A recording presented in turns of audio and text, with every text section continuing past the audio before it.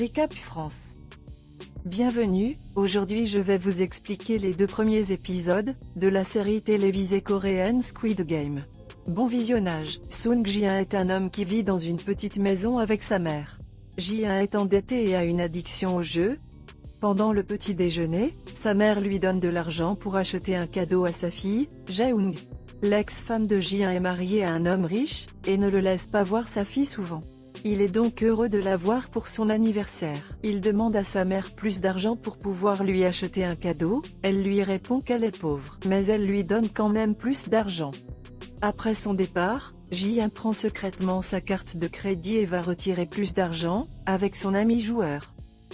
Les deux parient alors sur les chevaux, mais ont la malchance de perdre chaque tour. Ils n'arrêtent pas de gaspiller de l'argent, même après avoir perdu presque tout. À la fin, Ji-in réussit à gagner une bonne somme d'argent, il est très heureux. Il donne même un pourboire à la vendeuse et sort pour fêter sa victoire.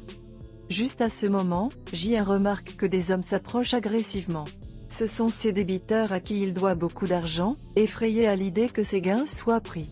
Il court et heurte accidentellement une fille. Les débiteurs parviennent à l'attraper et le menacent de mort s'il ne rend pas l'argent. Effrayé Ji-in, il tente de leur donner ce qu'il vient de gagner mais découvre que sa poche est vide. Il réalise que la fille avec laquelle il s'est heurté lui a volé son argent. Les débiteurs, cependant, ne semblent pas s'en soucier et commencent à battre Ji-in à l'aide d'un outil qu'ils lui enfoncent dans le nez, le faisant supplier pour sa vie. Ils lui disent qu'ils reviendront au bout d'un mois et s'en vont. L'homme n'a plus d'argent et retourne voir la fille à qui il a donné un pourboire pour lui demander de le lui rendre.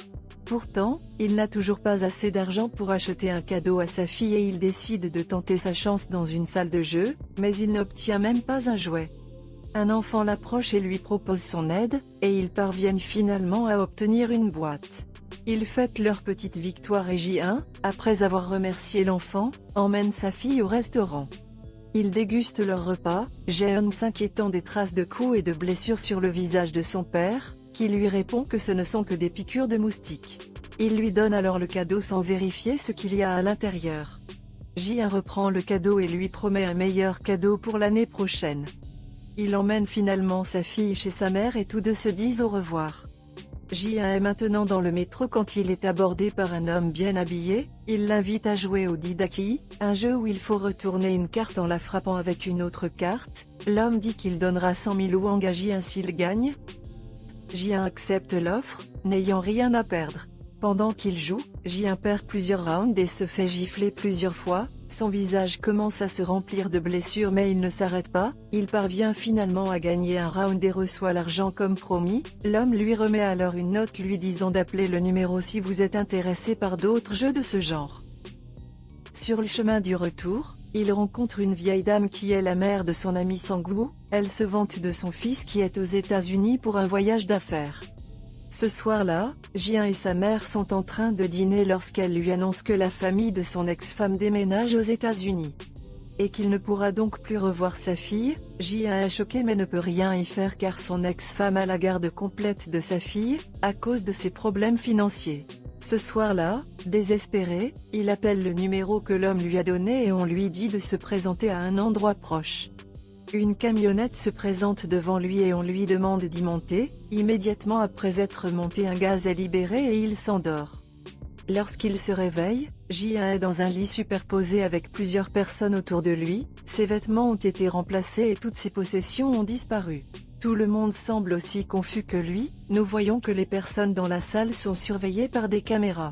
Ji-in rencontre un vieil homme qui au numéro 001 écrit dans son costume alors qu'il a imprimé le 456 dans le sien.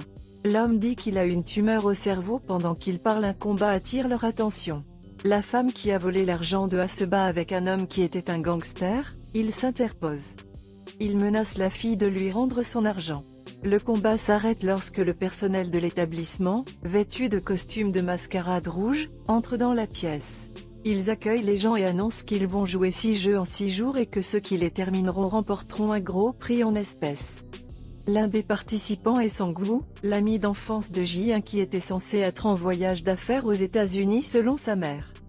Il s'avère qu'il est recherché par la police parce qu'il doit à ses clients un total de 6 milliards de won et qu'il a donc menti à sa mère. Peu après, une sphère est descendue dans la pièce et le personnel déclare qu'elle sera remplie d'argent après chaque partie. Tout le monde est confus, mais décide de jouer quand même. On leur fait signer un règlement qui ne comporte que 3 points. 1. Les joueurs ne sont pas autorisés à interrompre le jeu une fois qu'il a commencé. 2. Les joueurs qui refusent de jouer seront éliminés. 3. Le jeu se termine lorsque la majorité le décide. Tout le monde signe le contrat et se prépare pour le premier match. On est ensuite emmené dans un champ où se trouve la statue effrayante d'une poupée. Ji-un approche son ami Sang-woo et lui demande pourquoi il a menti à sa mère. Alors qu'ils parlent, ils sont interrompus par quelque part dans le bâtiment. Le superviseur du jeu reçoit un appel de quelqu'un puis prend place devant le moniteur et regarde les autres jouer. Sur le terrain, les participants sont informés que le premier jeu est un 2-3 soleil et qu'ils ont 10 minutes pour le terminer. Quand l'enfant dit sonne, ils doivent rester immobiles. Ils peuvent seulement bouger quand elle se retourne et commence à compter. Si quelqu'un est découvert en train de bouger, la poupée le révélera dont la personne sera éliminée. Le jeu commence et se déroule régulièrement pendant un moment jusqu'à ce que la poupée détecte un mouvement et qu'un homme soit éliminé. L'homme est tué immédiatement et les autres ne comprennent pas ce qui se passe et passent au deuxième tour. Ils découvrent cependant rapidement que les personnes éliminées sont tuées. Le chaos s'ensuit et les gens commencent à courir pour s'échapper. Un tas de cadavres se forme près de l'entrée. Le terrain se transforme en un bain de sang, seuls quelques joueurs restent immobiles de peur. Dès le prochain tour, tout le monde est plus prudent. Ji-un est toujours immobile sur le sol. Quand Sang-woo lui dit de bouger, il risque même de tomber mais il est sauvé par un homme nommé Ali. D'autres personnes veulent le faire au fur et à mesure que le jeu se poursuit et finalement certains parviennent à l'achever, notamment Ji-un, Sang-woo, Sae-bayok, le vieil homme Il-nam, le gangster Deok-soo et l'homme qui a sauvé la vie de Ji-un, Ali. Alors que la caméra fait un zoom arrière, nous voyons qu'ils sont tous enfermés sur une île et que sa structure est cachée sous terre. L'équipe nettoie les cadavres et les brûle dans le four. Les survivants sont ramenés de ce qu'ils viennent de vivre. Ji-un remercie Ali de lui avoir sauvé la vie plus tôt. Juste après, l'équipe entre et les félicite pour avoir terminé le premier tour. Le nombre de participants tombe de 456 à 201. Cela signifie que 255 personnes ont été tuées. L'une des filles supplie à genoux qu'on la laisse partir, d'autres la rejoignent et font de même. Bientôt tout le monde demande à être libéré. Cependant, le personnel se souvient de la deuxième règle et menace de tuer quiconque refuse de jouer. Mais Sang-woo réplique en leur rappelant la troisième règle, qui stipule que si la majorité veut arrêter le jeu, il s'arrêtera. Le personnel est d'accord mais ils veulent montrer le prix avant de voter. Le porcelet qui était dans le plafond est rempli d'argent. Le personnel dit que le gagnant repartira avec 45,6 milliards de won. Mais s'ils décident de ne pas jouer, les membres de la famille des personnes décédées recevront 100 millions de won chacun, les autres ne prendront rien. Le prix tente beaucoup. Et ceux qui étaient précédemment contre le jeu votent pour le continuer. Le résultat est décidé par Il-nam qui tourne pour mettre fin au jeu. Finalement ils sont libérés et sont ramenés chez eux sans aucun mal. Le staff dit que si la majorité veut revenir jouer, ils seront contactés à nouveau. Dans la scène suivante, ils sont jetés d'une camionnette attachée. La même chose arrive à Ali et Sang-woo, ils vont chacun de leur côté. Sang-woo donne même de l'argent à Ali pour le bus. Ji-un va directement à la police et leur raconte son enlèvement, mais ils font semblant de croire qu'ils l'ont libéré parce qu'il l'a décidé. Un policier nommé Joo-nyu entend la conversation. Le mot que Ji-un leur montre attire son attention. Ji-un rentre chez lui et découvre que sa mère n'est pas là.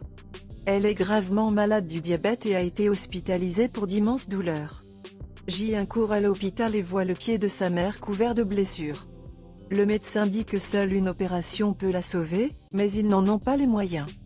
Ailleurs, nous voyons l'officier Joo-nyu parler à sa mère de son frère. Il a disparu depuis plusieurs jours et cela l'inquiète. Dans son appartement, il trouve le même mot que Ji-un a montré à la police plus tôt. Il décide de suivre Ji-un et de lui demander la carte. Pendant ce temps, la pickpocket, Sae-bayok, va rendre visite à son frère dans un orphelinat. Il s'avère que la jeune fille s'est échappée de Corée du Nord et que ses parents sont bloqués dans leur pays. Elle veut collecter plus d'argent pour les emmener au sud et sortir son frère de l'orphelinat. D'autre part, nous voyons Ali se rendre au travail pour rencontrer son patron. Ali est venu du Pakistan en Corée pour gagner de l'argent, mais il n'a pas été payé depuis 6 mois. À sa femme et à son enfant dont il doit subvenir aux besoins, le patron d'Ali a une liasse de billets devant lui, mais refuse de le payer. Furieux, il le pousse accidentellement contre une presse et écrase les doigts. Il prend ensuite l'argent et s'enfuit.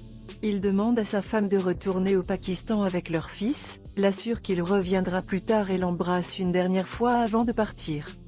Pendant ce temps, Sang-woo reçoit un appel de sa mère aimant en disant qu'il est en Amérique. Elle lui demande joyeusement de ne pas apporter de cadeaux à la maison et met fin à l'appel. Immédiatement après, la femme est abordée par des policiers qui lui demandent des nouvelles de Sang-woo. Ils lui disent qu'il fait l'objet d'une enquête pour avoir volé de l'argent à des clients et lui demandent de le ramener au cas où il reviendrait. Au même moment, Sang-woo reçoit une note de l'établissement. Ji-in, quant à lui, n'a aucun moyen de guérir les maux de sa mère. Il va donc voir son ex-femme pour lui demander de l'aide, mais elle refuse de lui donner un coup de main. Alors que son nouveau mari et ses enfants arrivent à la maison, Ji-in sort, mais est appelé par son nouveau mari qui lui offre une liasse de billets et lui demande de ne jamais revenir. Ji-in le frappe avec colère en disant qu'il ne peut pas prendre sa fille. Juste au moment où elle sort et voit son père battre son beau-père.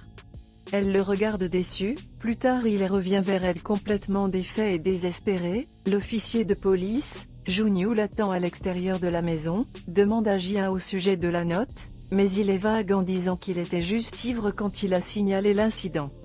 Il a décidé de retourner jouer et ne veut pas causer de problème avec la police. Jun-yu essaie d'en parler mais Ji-in le repousse. En entrant, il trouve le mot collé sur la porte. Il appelle le numéro et retourne le chercher, de même que Sang-woo et les autres décident de revenir. L'épisode se termine alors qu'il monte dans la camionnette et que le gaz est libéré. Abonnez-vous et likez, si vous avez aimé.